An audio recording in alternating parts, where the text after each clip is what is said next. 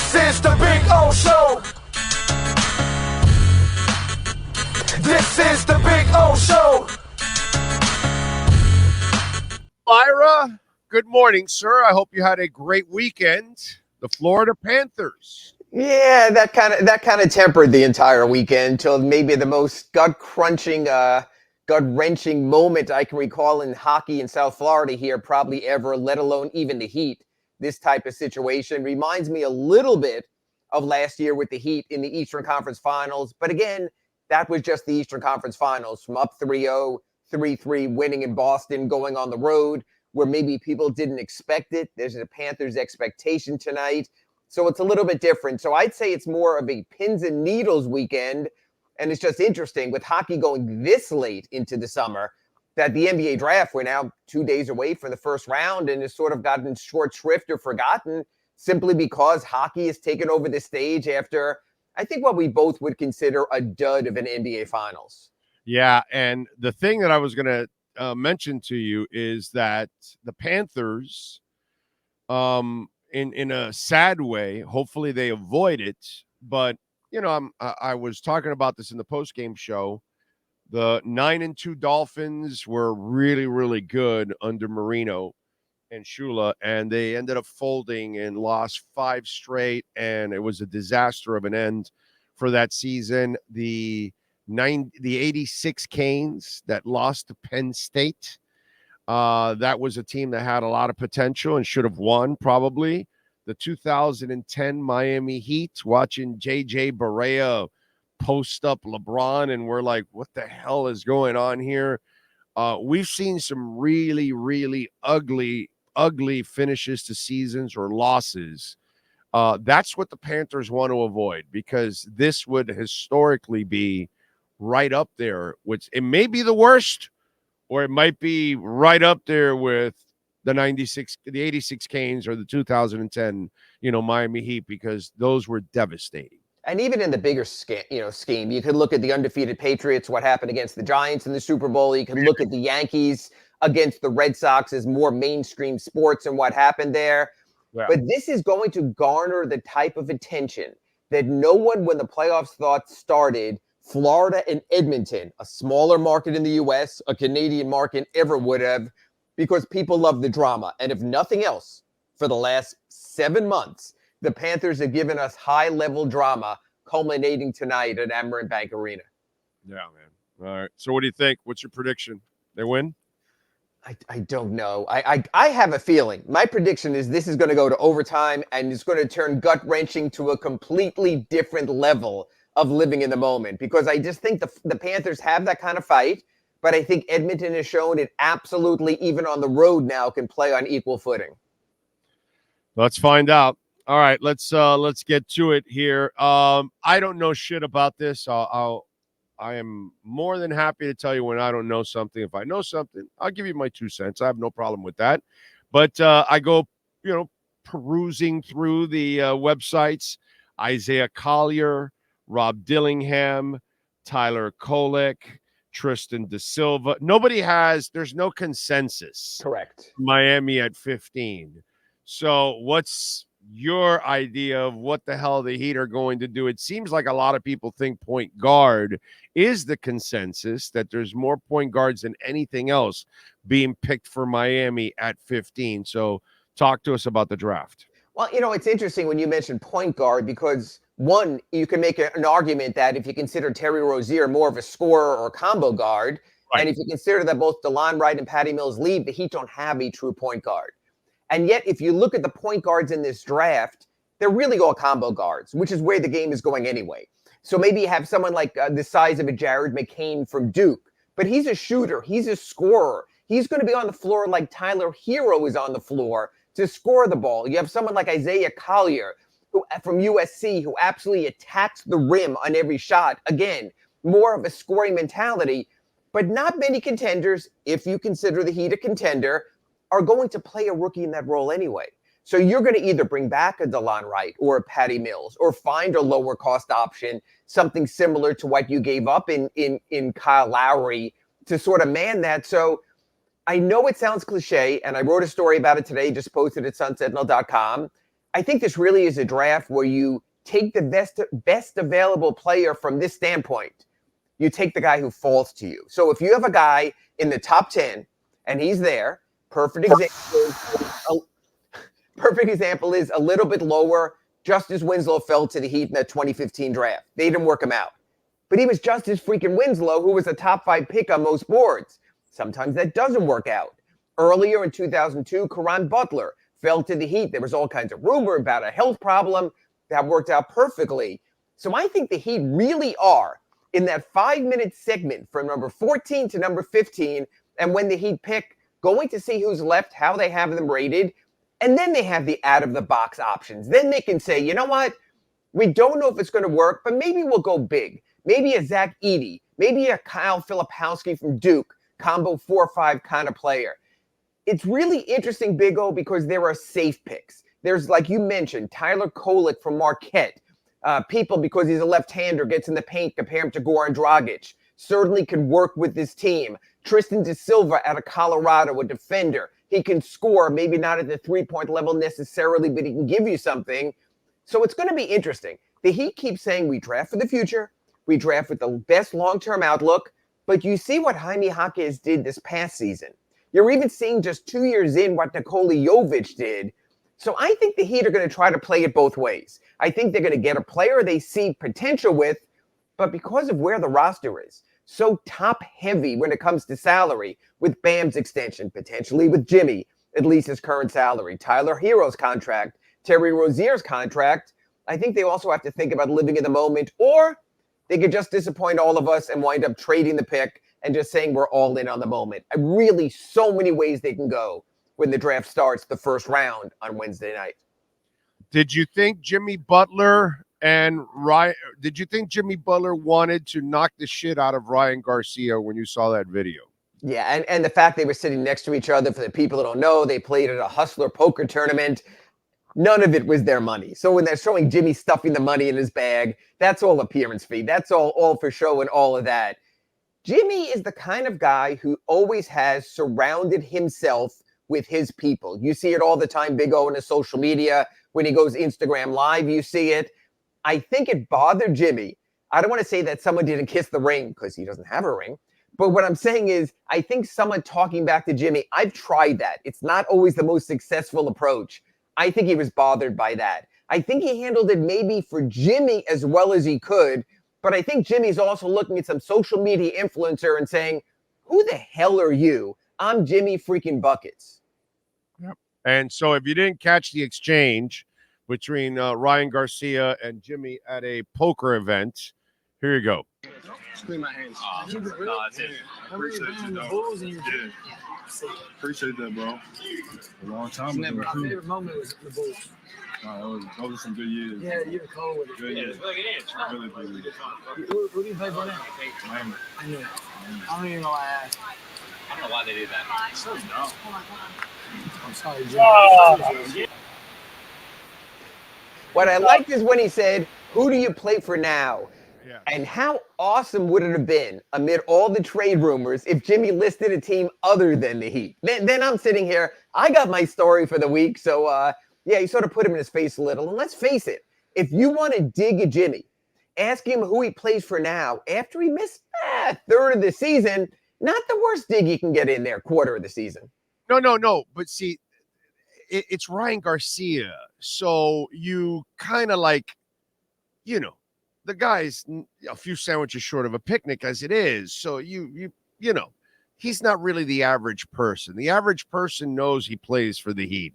The average person's kind of keep up with it. But Ryan Garcia is, he's not all there, Ira. So it's just funny how out of tune that guy was. I mean, Believe me, I'm sure Jimmy talked to his people about that, not winding up being spotted in a situation like that. Jimmy is meticulous when it comes to what he chooses to put on social media and how he casts himself. So maybe not one of his best moments, but I'm sure the payoff, whether it was the actual cash he was stuffing in the briefcase or otherwise, he came out just fine. Oh, he came out great. It's actually a horrible moment, another horrible moment for Ryan Garcia. It just shows that Ryan Garcia está loco. Anyway, all right. Look, as expected, Caleb's going to opt out of his player option. Yeah, I don't see any reason why a guy who's projected to make 15 million next season stays in for 7 million unless there's a wink kind of deal to help the Heat work with their money. And Big O, I just don't see the Heat being able to afford to bring him back unless the Heat go to all these guys, to Caleb, to Haywood Highsmith, and to other guys. We have something brewing. Be patient. We can find the money, whether it's trading Duncan or Tyler or Rozier or the big one, the big fish, Jimmy Butler. You shave off that 50 million, you bring in a 30 million, a Norman Powell, a $20 million player. All of a sudden, you have room to take care of everyone else. So it's, again, the question of depth versus singular talent. Is he the guy who can lead you to a championship when he plays enough games? I still don't think that Jimmy has had this sit down with Pat Riley that many thought could settle all of this. I don't think that's Jimmy's way. I think Jimmy's way is sort of like we saw in that video. I'm Jimmy freaking Buckets. Of course, I'm the best player you're ever going to have. Of course, you're going to pay me. So I think it will be interesting because stuff moves fast. Wednesday night, the first round. Thursday night, the second round. Saturday, the deadline for player options. Sunday, 6 p.m., the start of free agency. We're here now. We're in the moment. And what we've seen from players before, whether it was Max Strus or Gabe Vincent last year, players aren't going to work on team schedule. Players have to take care of themselves because, Big O, you see it every year. Free agency starts in the NBA, and 3 days, just 3 days later, players are looking for money that's not there. If you don't move quickly, whether you're Haywood Highsmith or Caleb Martin, all of a sudden the train might leave town without you. Then you become like Thomas Bryant last year, like Josh Richardson last year, where all of a sudden, okay, I'll just take the best minimum deal possible. So the Heat have to have a sense of what they're going to do in the big moments in July with a Jimmy extension, a Bam extension, probably right now, and I'm sure they do. The problem is they have plan A, plan B, and plan C. I'm not even sure they're sure which of the ways it's going to play out. Well, because it's out of their control, because like the story that came out last week that apparently what's it called? Philadelphia has kind of cooled their interest in Paul George. And the feeling is that Paul George is going to re-sign with the Clippers. And then they started mentioning a couple of other names that weren't Jimmy Butler, overall. So really, if it's not Philadelphia, I don't know who else is going to make a move for Jimmy Butler at this point. So, to me, what do you sense from this whole thing? Is Philly all of a sudden trying to not act like they're really interested, or are they really not interested? No, they're trying to act like, hey, you want 5 picks, we're going to give you 3 picks. That's all we see now with these teams that have the stashes of picks, how they're going to do it. I do think the Knicks would have interest because I think he would fit with Jalen Brunson. I think the Nets would have interest, and it's a market Jimmy would appreciate because they need to establish relevance. I think the Clippers... Knicks have cap space? The Knicks have enough flexibility. Again, you're talking about a trade anyway, so it's not necessarily cap space. If they move off some of their money, probably 3-way deals, the Knicks have a bushel of draft picks. That's what we talked about last year and the possible deals they can move. So the Knicks will end up having to give you back a shitty contract, whereas with Philadelphia, with their picks and the money space that they have, you have a better chance of cutting a deal without taking back any dead weight overall. Whereas you consider it dead weight. Maybe you consider pieces. I'm not saying I want Mitchell Robinson. That's been rumored out there. You have Josh Hart. You have other Knicks potential pieces you could take back with smaller pieces to make your salary cap work. With the Nets, Mikal Bridges stands out there if they're willing to make a deal. The Clippers are moving into the new arena next season. If Paul George doesn't come back, they have to find a body. I think there's enough teams on their terms who would take on Jimmy. But I think the possible outcome could be, and it's going to be fascinating on our accurate Pembroke Pines reports, it could be Jimmy just saying, I'm going to go into the final year of my deal. And then does Jimmy play a final year of his deal saying, I'm going to show these MFers how great I am that are going to get a contract?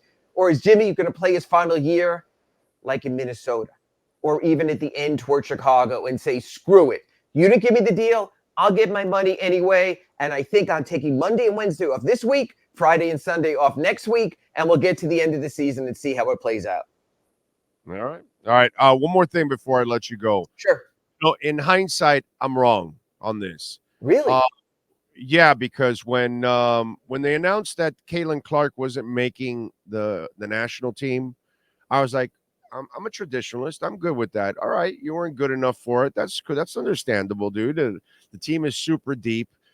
But now as I start to look at it and see that you've got 41-year-old Diana Taurasi on the roster, and like she has nothing left to prove. She has national championships, gold medals. She's an icon in the sport. I get what you're doing by giving her the spot and all that, but women's basketball actually needs, as much Caitlin Clark as possible. Last night, $356 a ticket. Friday night, what's it called? That team, what was it? They play in a 3,500 seat arena that they played on Friday night. Atlanta, Right, the Dream. They play in a 3,500 seat arena. They moved it over to where the Hawks play for 17,500. Yeah, they moved from their G League facility yesterday against the Chicago Sky. Tons of celebrities watched some of that game against Angel Reese. Chicago came back in that one. So I'm paying attention. There always are going to be legacy selections because the one thing USA Basketball is fair and good about, if you commit to them throughout your career, they'll take care of you. That's why Bam, even with this great U.S. Olympic team going to Paris, is on the team because he committed to them in the World Cup, because he played with them. He played select team. He went through the process. That still means something. And I got to tell you, if you consider Caitlin Clark, there are so many either-or suggestions, possibilities. Christian Laettner didn't deserve it. No, that was a different thing. That was if the NBA goes, USA Basketball wanted a collegiate. That was sort of the meshing point moving forward. But no, I think it's reasonable. If there's an injury on that roster, again, Cameron Brink, it doesn't matter. That was a 3-on-3 tournament. Caitlin Clark is not eligible. But if something happens between now and then, I agree. Yes, it's definitely a talking point. But the bottom line is this. Caitlin Clark has gotten Orlando Alzugaray and Ira Winderman to tune in WNBA games. She's done plenty already. We were going to watch the Olympics already. Doesn't matter as much. She'll be there soon enough. Yeah, I know she'll be there soon enough. But for women's basketball, in hindsight, I got to say I was wrong on this one. Going traditionalist, not for them. The sport needs the boost, needs every shot possible. And by putting her there, you are going to have your blowout games. You can wheel her out in the blowout games and all that kind of stuff. I just, Laettner was just kind of, that whole thing. Different time, different era, though. Yeah. Different, but, it's been done before. And his popularity was huge at that moment because, my God, those 2 years of Duke and UNLV, God, I love you, college basketball in those days. Man, I miss those days. But, that was so special for us as sports fans to watch UNLV for 2 years, so it rolled over his popularity into that. And I get it. And with her, God, she's such a monster, dude. It's amazing the interest that I watched the whole game yesterday, the whole game, which I would have never done that normally. I watch WNBA games, but I'll watch a quarter or a half or something that I'm gone or something. But I really don't sit there from beginning to end and watch it and break it all down and say, Reese and Cardozo just dominated inside. Right. Indiana had no answer for him, inside. So it was just, I'm watching the game and I'm seeing the impact that this young lady has had in 2 games over the weekend, the amount of money she made for that league, selling out NBA arenas. That's crazy, dude. Come on, man. It's definitely good for the sport. I agree. Yeah, it's great. So you're all right with Taurasi because I understand how USA Basketball works. They take care of their own, no issue. Right. Okay. All right. Good stuff. All right. What do you got going on in the Sentinel so folks can check you out, my friend? I just posted a story. The Heat say they're not drafting by position. I don't believe that. Every mock draft you read says the Heat need this, therefore they might get this player. Spoke to Adam Simon, the Heat draft guru. I went through every position, the 5 positions on the Heat roster: center, power forward, small forward, shooting guard, point guard, and said, okay, but here's what they have left. Here's what might work in the draft. So if I can suggest to the Heat, I'm going to do that. So I offered that up.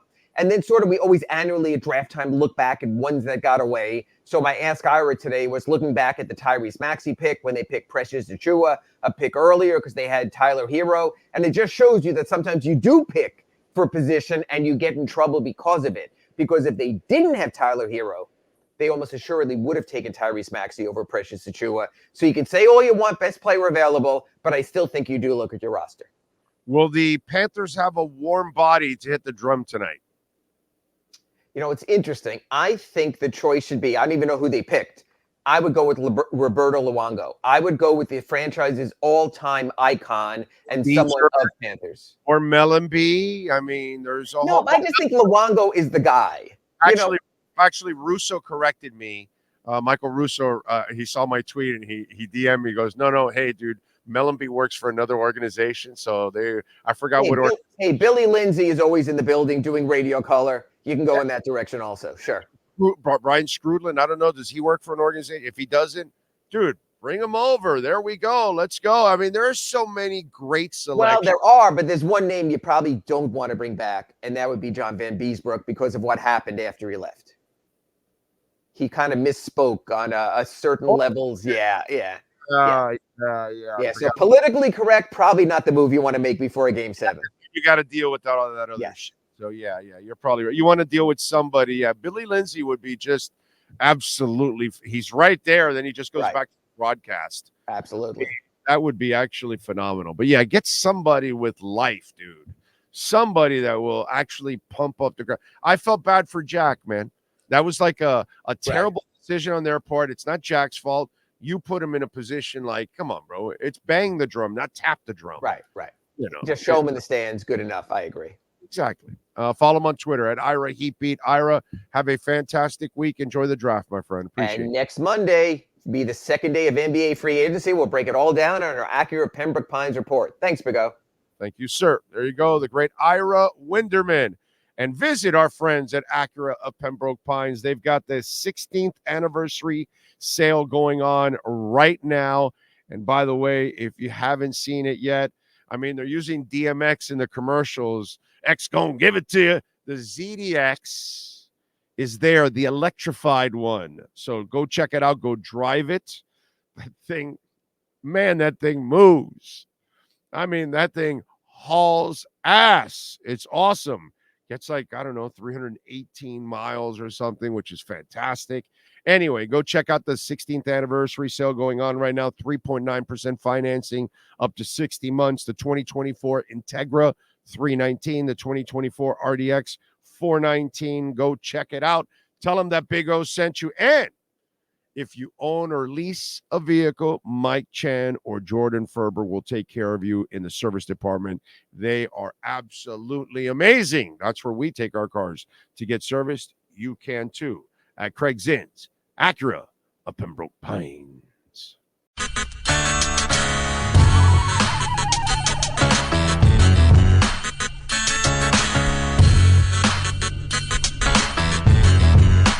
This is the Big O Show. This is the Big O Show.